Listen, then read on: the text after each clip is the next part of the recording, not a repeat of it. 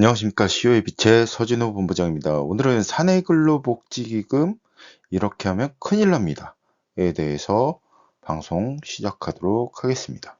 사내근로복지기금 설립하고 그냥 운영하는 게 아닙니다. 요즘에 외부에서 저한테 배우러 오시는 분들도 많으시고, 그리고 협업 요청을 하러 오시는 분들도 많으시고, 그리고 여타 대표님들, 그리고 병원 원장님들 많이 계시는데, 어디서 어떻게부터 잘못됐는지 모르겠어요. 사내근로복지기금을 잘못 들으신 것 같아요. 그래서 여러 가지 문제들이 있더라고요. 그래서 이 방송을 준비했고요. 그 5가지 내용에 대해서 오늘 살펴보도록 하겠습니다. 자, 절대 아닙니다. 5가지 내용. 첫 번째는 사내근로복지기금을 가지고 법인 돈을 뺀다. 이렇게 말씀하시는 분이 계셨어요. 사내근로복지기금은 법인 돈을 빼는 게 아닙니다. 법인 돈을 빼는 게 아니고 우리 법인의 이익을 활용해서 우리 근로자분들의 복지를 위해서 활용하는 비영리 법인입니다. 그런데 여타 컨설턴트들이 사내근로복지기금으로 돈을 출연을 하고 그 돈을 불법적으로 빼는 것들을 말을 하는 것 같아요. 절대 그런 거 없습니다. 그냥 사내근로복지기금은 실제적으로 급여 인상을 이제 계약을 할 때라던가 이럴 때는 사내근로복지기금 활용을 할 수도 있겠죠. 그런데 그냥 돈을 무작정 뺀다? 이거는 절대로 아니니까 그런 말들 속으시면 안 됩니다. 그리고 두 번째, 이 사내근로복지기금 활용해서 자녀에게 돈을 주겠다. 그러니까 이렇게 얘기하시는 분들도 있어요. 그러니까 그냥 사내근로복지기금에 출연을 해가지고 그거를 자녀에게 돈을 준다. 이게 될까요? 네, 2가지입니다. 될 수도 있고 안 될 수도 있습니다.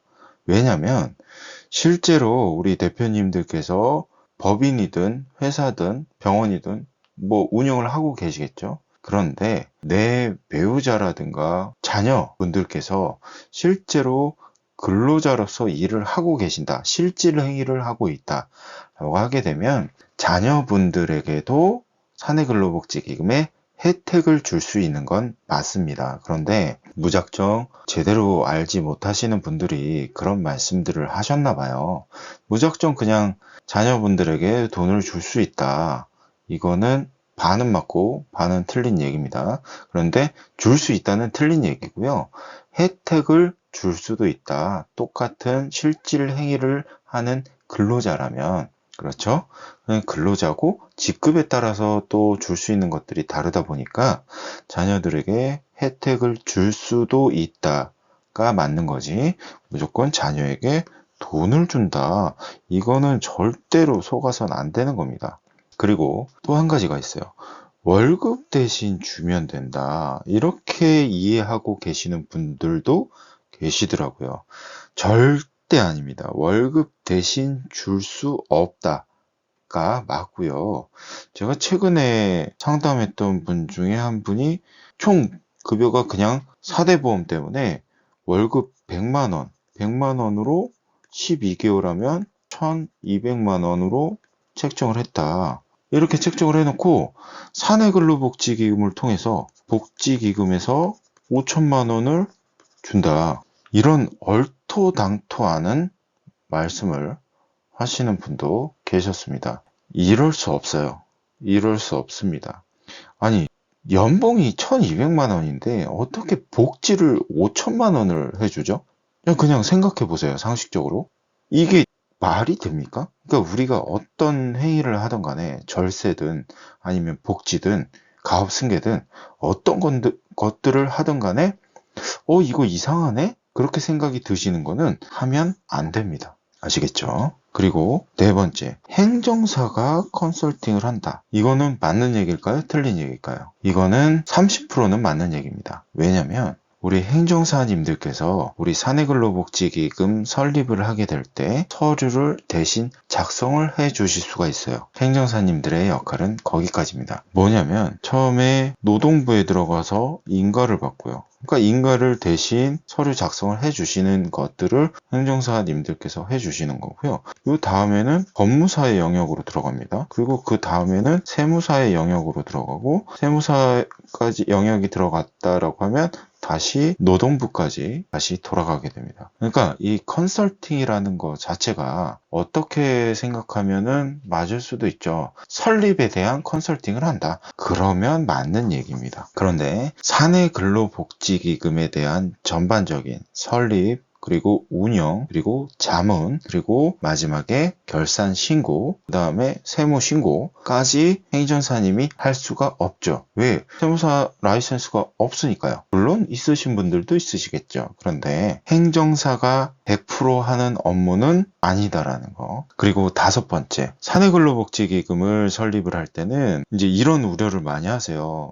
사내근로복지기금도 비영리법인이다 보니까 격리 직원이 한 명 있어야 된다. 이것저것 돈을 줘야 되니까. 그쵸? 그런 거 이제 결산을 해야 되고, 그리고 현금 출납부를 작성을 해야 되니까 격리 직원이 있어야 된다. 네, 물론 아무 시스템을 도입을 하지 않고 그냥 내가 대표님께서 돈을 학원비, 문화활동비 등등을 다 지급을 일일이 다 해주실 거다라고 하면 현금 출납부 작성을 해주시는 직원분 한 분은 필요할 수도 있습니다. 그런데 그냥 현금 입출금에 대해서 정리하는 건데 굳이 격리 직원분까지는 필요가 없고요. 그러면 그걸 하게 되면 세무사가 기장을 해주는 거냐? 그 영역도 아닙니다. 그냥 현금 출납부만 작성을 하는 거기 때문에, 그리고 나중에 이 부분에 대해서 세무사님께서 신고를 하는 게 아니기 때문에 세무사님이 기장을 할 수가 없다라는 게 핵심인 거고요. 그러면 격리 직원과 세무사가 필요 없느냐? 필요할 수도 있죠. 내가 전혀 모르는 상태에서 내가 1,000만 원을 출연을 하고 50만 원을 학원비를 주고 20만 원을 체육활동비를 주고 이런 것들을 그냥 대표님께서 하기 귀찮다. 그러면 격리 직원과 세무사님이 필요할 수도 있습니다. 그런데 이것 또한 아니다. 복지 시스템을 도입을 하게 되면 여러 가지 것들을 할 수가 있는데 그 중에 제가 저번에 설명드렸던 복지 카드를 도입을 하시게 되면 이런 것들이 전혀 필요가 없다. 그래서 첫 번째, 법인 돈을 뺀다 아니고요. 자녀에게 돈을 줄 수 있다 아니고요. 월급 대신 주면 된다 아니고 행정사 컨설팅이 아니라는 거, 격리 직원과 세무사님이 필요 없다라는 거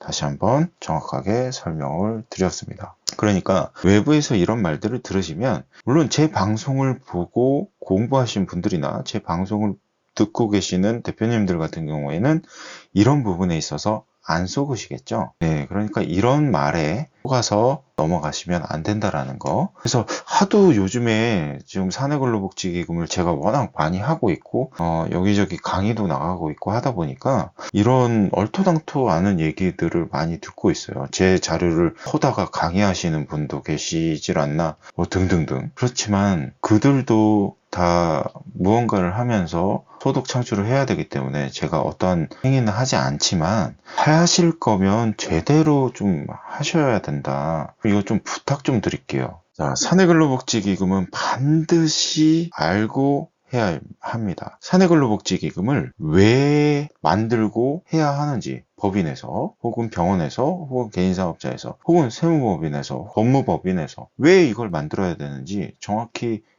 있어야 되고요. 그리고 두 번째는 무엇을 위해서 하는 건지 정확히 알아야 됩니다. 이걸 왜 만들고 누구를 위해서 무엇을 위해서 하는 건지, 그럼 내가 진짜 직원의 복지를 위해서 할 거다 아니면 진짜 어디서 인재를 스카웃 하는데 복지도 해주면서 연봉 협상도 잘할 거다 이렇게 목표를 갖고 해야 된다는 거죠. 그리고 중요한 거, 어떻게 운영을 할 거다. 이게 명확해야 됩니다. 그러니까 단순하게 그냥 설립하고 그냥 돈 주고 이럴 거면 그냥 대표님들께서 알아서 하셔도 돼요. 컨설팅 받을 필요가 없습니다. 그런데 사내근로복지기금 관련해서는 나중에 조사가 들어올 수도 있다라는 예상을 하고 있기 때문에 여러 가지 증빙들을 다 만들어 놔야 됩니다. 큰 돈을 지급을 했다라고 했을 때는 영수증들도 다 챙겨놔야 되고, 그러니까 그런 영수증을 챙기기 어려우니까 복지카드 시스템을 도입을 해서 그런 것들을 내가 일일이 다 챙기지 않아도 될 수 있게 시스템을 구축을 하는 거죠. 그래서 CU의 빛에서는 사내근로복지기금 운영하는 시스템에 대해서 다시 한번 설명드리도록 하겠습니다. 자, CU의 빛 사내근로복지기금 시스템. 처음에 사내근로복지기금 인가를 받아요. 물론 준비위원회 구성까지 저희가 다 해드리고, 인가도 저희가 이제 노동청에 다 받아드립니다. 그럼 그 인가증이 나오게 되면 그 인가증 원본을 가지고 저희가 등기를 하게 됩니다. 왜냐? 이것도 비영리 법인이기 때문에 등기부 등본이 있어야 됩니다. 그리고 등기까지 마치게 되면 세무서에 가서 고유 번호증을 발급을 받게 돼요. 고유 번호증을 받는 이유는 우리가 수익을 창출하는 법인이 아니기 때문에 고유 번호증을 받게 되는데,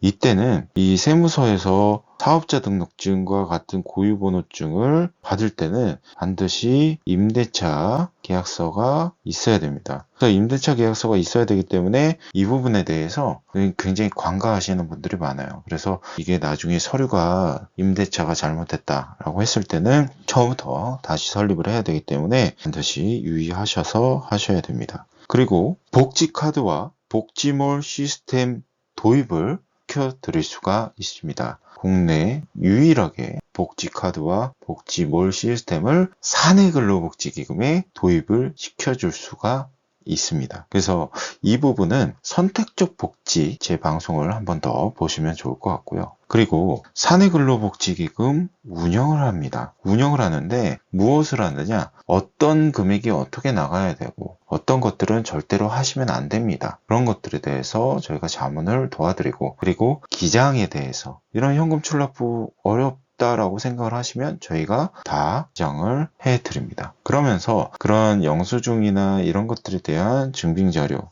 그리고 어떻게 돈이 합법적으로 나갔는지, 이 사람이 진짜 직원인지 아닌지 이런 것들을 저희가 다 체크를 해가지고 서류를 정리를 해드립니다. 그리고 이 사내근로복지기금은 매년 3월 달에 결산 신고를 해야 되는데 그 결산 신고도 저희가 자문을 해드리고 도와드립니다. 가장 중요한 거, 안전한 운영과 부가 효과에 대해서 적정하게 조절을 합니다. 이게 사내근로복지기금이 만능이 아니거든요. 그러다 보니까 여러 가지 것들의 부가 효과가 있기는 하지만 그런 것들을 너무 남용을 해서는 안 된다라는 거. 그러면 부가 효과는 뭐가 있을까요? 부가 효과는 크게 봤을 때는 세 가지입니다. 법인 같은 경우에 이 효과가 가장 큰데요. 처음에 비상장 주식 가치의 조절, 기업 가치에 대한 효과가 있습니다. 그리고 법인세, 절세, 당연히 출연하는 금액에 대해서는 100% 비용 처리를 하기 때문에 법인세를 절감을 할 수가 있는 거죠. 그리고 세 번째, 지배구조 개선. 법인 같은 경우에는 우리가 주식으로 회사가 이루어져 있지 않습니까? 그러니까 이런 부분에 대해서 지배구조를 개선할 수 있는, 사내근로복지기금 활용해서 주식을 움직이고 지배구조를 개선하고 사업 승계까지도 할 수 있는 이런 부가적인 효과들이 있습니다. 그래서 이런 것들을 너무 과도하게 하면 안 된다. 그러니까 사내근로복지기금은 그냥 단순하게 만들고 운영하는 게 아니다 라는 걸 다시 한번 말씀드리겠습니다. 사내근로복지기금 관련해서 서진우 본부장에게 상담을 신청하고 싶으신 분들은 아래 더보기를 클릭하셔서 상담 신청 링크에 들어가셔서 상담 신청을 남겨주시고요. 혹은 이제 전화로 상담을 하시는 분들 같은 경우에는 저희 담당자분께서 전화를 대신 받아주실 거예요. 그러면 꼭 서진우 본부장에게 사내근로복지기금을 상담받고 싶다, 혹은